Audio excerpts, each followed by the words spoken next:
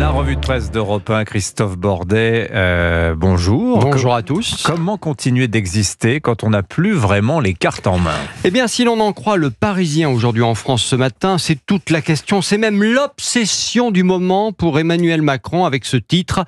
Macron 3615, j'existe. Souvenir, le bon vieux temps du Minitel, ça va rappeler des bons souvenirs, j'imagine, à ceux qui sont ici autour de la table et à ceux qui nous écoutent. Le quotidien rappelle qu'officiellement le président préside et que le gouvernement gouverne. Oui, mais voilà, chasser le naturel, il revient au galop. Le président a besoin de montrer qu'il est là.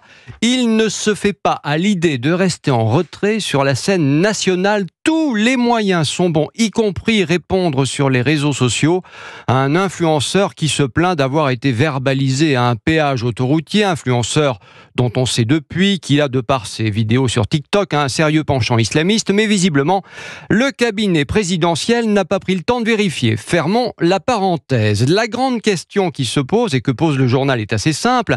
Un président devrait-il répondre sur les réseaux sociaux à un influenceur ? Attendez, j'appelle l'Élysée pour mon problème de parking, lâche un député macroniste, un tantinet moqueur. À l'Élysée, justement, eh bien, on semble assumer ce nouveau rôle du président, un chef lanceur d'alerte, dit-on au palais.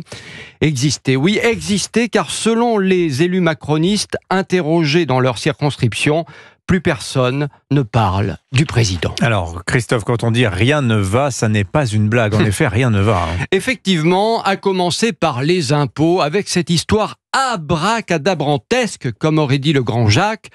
La Cour des comptes vient de publier un rapport au vitriol dont se fait l'écho l'opinion ce matin en titrant « Déclaration de biens immobiliers, le crash fiscal ». Tenez-vous bien, si vous êtes propriétaire d'un logement ou d'une résidence secondaire ou les deux, il faut chaque année les déclarer aux impôts. Il s'agit de pallier un manque, la fin de la taxe d'habitation qui permettait de savoir qui habitait où, combien de personnes dans le foyer, etc., etc. Oui, mais voilà, le système a bugué, dénoncent les sages, procédure dématérialisée inadéquate, taxation erronée, oui erronée, en 2024. Résultat, disons-le, le fisc vous a volé. Le préjudice atteindrait 1,3 milliard d'euros, plus d'1 million de prélèvements fautifs.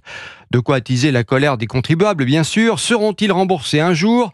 Comme le disait Colbert, qui fut le grand argentier de Louis XIV, plumer loi sans la faire crier, au risque d'ajouter de l'agitation sociale au désordre budgétaire, c'est tout l'enjeu du moment. Et là, quand on dit que rien ne va plus, Christophe Bordet, c'est la société qui semble marcher sur la tête. Oui, alors là, écoutez, franchement, avec le succès inquiétant des instituts de beauté pour les enfants dès 3 ans, c'est dans le Parisien ce matin, c'est absolument effrayant. 3 ans et déjà tartiné de crème hydratante sur le visage, rondelles de concombre sur les yeux, et oui, faire comme les grands pour 70 € de l'heure. Il y a aussi, il y a aussi les Spa Kids pour 120 € cette fois. Bref, du business, rien que du business.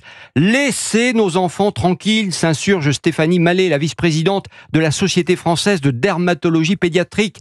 Car oui, il y a des risques pour la santé de nos bambins. Mais finalement, qui les entraîne dans cette galère ? Les parents, oui, vous qui êtes autour de la table. Anissa Haddadi, par exemple, avec sa fille. Bah oui, disons-le, voilà. La revue de presse d'Europe 1, signée Christophe Bordet. Merci beaucoup, Christophe.